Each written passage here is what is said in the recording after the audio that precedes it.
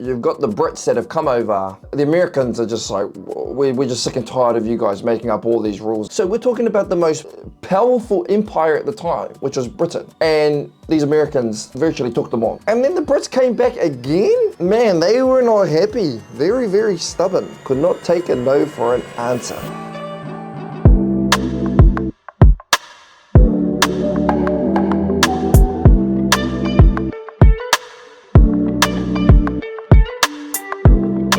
Welcome everyone back to another reaction video. Today we are reacting to the American Revolution. Now I have zero clue what the American Revolution is. Someone requested for me to watch this to learn a little bit more about American history, so I'm keen to dive into it. I probably have zero clue what's going on, so I'm needing you guys' help to explain a lot of this to me. I thought I'll just look up just the main gist of what the video is talking about, just so I have a bit of an understanding. So here it says the American Revolution was when people in America fought to be free from Britain. Britain was making laws and taxes for the 13 colonies, but the colonists had no say. So they got angry and said, that's not fair. They decided to fight for their freedom starting in 1775. That gives me a little rough understanding of what's going on here. Now let's dive straight into it.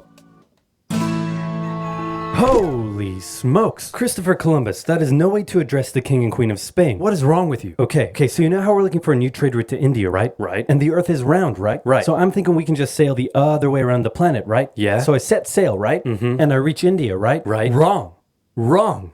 I did not reach India. I did not. All right, get to the point. Did you know there's a whole nother freaking continent out there? Okay, and do you think I should care about this? Why? Oh, I'm sorry. Did I forget to mention there's gold everywhere? Gold?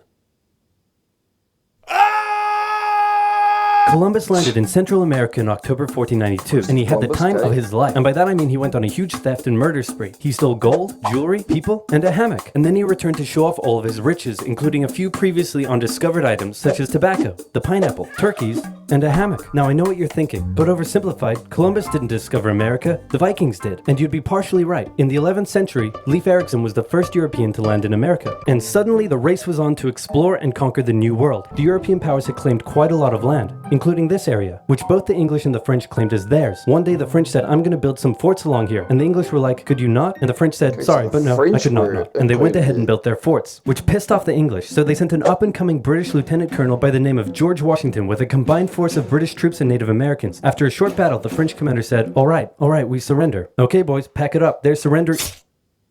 Oh, sorry, was I not meant to split his head open with a tomahawk? Don't worry, it's not like this will start a 7-year-long major global conflict. And what happened next was a 7-year-long major global conflict, which Great Britain won. At the peace negotiations, Spain gave up Florida, while France gave up all of its territories in North America. But Britain's victory came at a cost, a £60 million cost. They were now broke, in a lot of debt, and had to come up with some way to repay it. So they went to the colonies and said, okay, listen up. So a huge part of the war was spent protecting you from the French, and now we have no money because of it. So... I'm not sure what you're saying here. Okay, so we spent a lot of money protecting you from the French, right? Right. And now we're broke. That certainly is a pickle. Listen to me. We spent all of our money protecting you, and now we need money. Can you please pay us back some money? No. Okay, we're just gonna go ahead and tax you. In 1764, Britain introduced the Sugar Act, forcing the colonists to import sugar and molasses exclusively from the British and to pay duties on them. Then a year later, they introduced the extremely controversial Stamp Act, and it worked a little something like this. Hello, shopkeep. Hello, Mr. Bungleberry. Here's the deed for your new shack. Stamp. That'll be 3 pence, please. Wait, what was that? It's the new tax. I get a stamp on any paper or documentation I make, and you have to pay for it. Would you like to see this pamphlet that explains everything? Yes, please. Okay. Stamp. 2 pence, please. This is awful. You know what? Just give me a deck of cards so I can go gamble my pain away. Okay. No. Don't do it. Stamp. Obviously, the colonists were like, hey my dudes, this new tax legislation right here, this is BS. Until now they had enjoyed relative freedom to rule themselves, and now suddenly Britain was asserting its control. They were especially unhappy because they didn't have any representatives in the parliament that was levying taxes on them. So they protested, orators gave fiery speeches, British goods were boycotted, and anyone loyal to the British found themselves increasingly harassed. The whole thing actually began to take quite a toll on British business, and after just a couple years, the British were forced to repeal the Stamp Act. But we still desperately need money. What should we do? We could try taxing the colonies. Great idea. Wait, didn't we literally just try that and it failed miserably? Man, look at me. I look fabulous. Have you ever seen such a handsome boy? No siree, Georgie. No way. You're the handsomest, smartest, most popular king that ever lived, and everybody likes you. You're doing such a good job. Your Majesty? Oh, you're still here. Get the hell out. So in 1766, the British made a declaration saying... So just help me understand this again. So they found America, established the 13 colonies there. Then obviously Britain was across the waters. So they're there, but they're technically together, right? They're all ruled under Britain. You had the French people there, they fought. And so what you're saying is the amount of time that those 13 colonies that were established in America were starting to branch themselves away from the people of Britain. And so the people of Britain were trying to take control over them, and we're pretty much taxing the living lights out of them, which they obviously were getting angry at them. So kind of creating a bit of civil wars within their country. Saying we can do what we want because we're in charge and you can all go suck it. Then they levied a whole bunch of new taxes on the Americans via import duties. Glass? There's a tax for that. Lead? There's a tax for that. Paper? Tea? Oil? There's a tax for that. And once again, the Americans boycotted British goods, British business felt the pinch, and the British had to back down. Alright, this is ridiculous. They're my colonies and I have to be able to assert my control. Repeal all the new taxes except for the one on tea. Also send 1,000 troops to Boston to take control. Oh, and make the colonists pay for them. And as British troops arrived, the tension in Boston was palpable. You could cut it with a knife, and it was all about to come to a head. On March 5th, a band of local patriots began heckling a British guard at the customs house. More and more Americans joined in the heckling, while more British troops turned up in support of their comrade. Snowballs were thrown at the British. The snowballs turned to rocks, the rocks to oyster shells. The soldiers, outnumbered, panicked. One thing leads to another, and you can see where this is going. 5 civilians were killed. The Patriot press throughout the colonies declared the Boston Massacre an unwarranted crime committed against the people of Boston by the cruel British, and the anger continued to grow. A British revenue schooner that ran aground in Rhode Island was burned by the locals. When it came to light that the governor of Massachusetts supported the suppression of the colonists, his house was burned by the locals. And next, the colonists would set their sights on the remaining tax on tea. On December 16, 1773, a band of patriots known as the Sons of Liberty disguised themselves as Native Americans, marched down to Boston Harbor, boarded a British merchant ship loaded with tea, and in front of thousands of spectators, threw nearly 10,000 pounds worth of tea overboard. The British were disgusted, and they punished Massachusetts with a vengeance. They dissolved its General Assembly, revoked their charter, and sent 3,000 more troops to occupy the city, meaning Boston and Massachusetts were now essentially under the direct rule of Great Britain. And oh boy, were the people pissed. The other colonies saw what was happening and worried they might be next. So they called a brain trust to decide what to do. 56 delegates from 12 colonies gathered and met in Philadelphia at the First Continental Congress, and the roll call read like a who's who of America's finest thinkers. I'm talking lawyers extraordinaire Johnny A and Johnny J, experienced military commander George Washington, businessman and future alcoholic beverage Samuel Adams, fiery orator Patty H, guy who married a rich lady Big J Dickinson. And while they weren't present at the first Congress, soon names like James Madison, Benjamin Franklin, Thomas Jefferson, and much later Alexander Hamilton would all serve time in the Continental Congress. The question now, though, was what to do about the British. After much bitter debate and disagreement, they eventually agreed on an amazing solution. They would simply ask the British to stop. Can you stop? No. It didn't work. Okay, then tell the local militias to start arming and be ready at a minute's notice.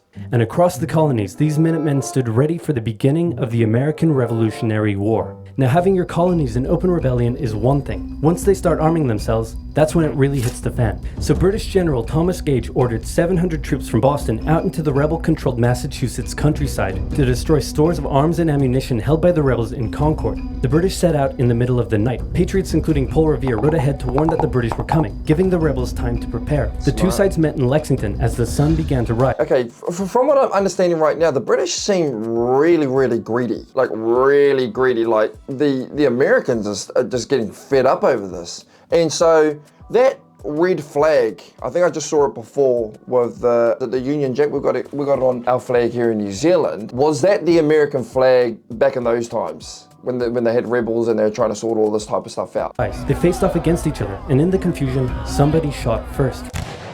The shot heard around the world marked the beginning of the American War of Independence. The rebels were outnumbered and had to fall back to Concord as the British split up to search for rebel supplies. However, more and more Patriot rebels kept showing up, and this time it was the British who were outnumbered as more fighting kicked off in Concord. The most professional army in the world was forced to flee back to Boston at the hands of local, poorly trained militiamen. And all along the British route back to Boston, Patriot rebels continued to gather and open fire on the retreating British. When the British reached Boston, the rebel militias surrounded... So there's the flag there. So that's the flag that I was talking about before. But what this is helping me understand is is you've got the Brits that have come over. The Americans are just like, we're just sick and tired of you guys making up all these rules and just taxing the living lights out of us. And you saw them, the British, go into Concord to try and take these rebels out. They got outnumbered by them. So we're talking about the most powerful empire at the time, which was Britain. And these Americans virtually took them on, said, nah, we want our freedom, we want our new way of life, and that's what they fought for, which is such a cool story that we're not going to bow down to you guys. Under them,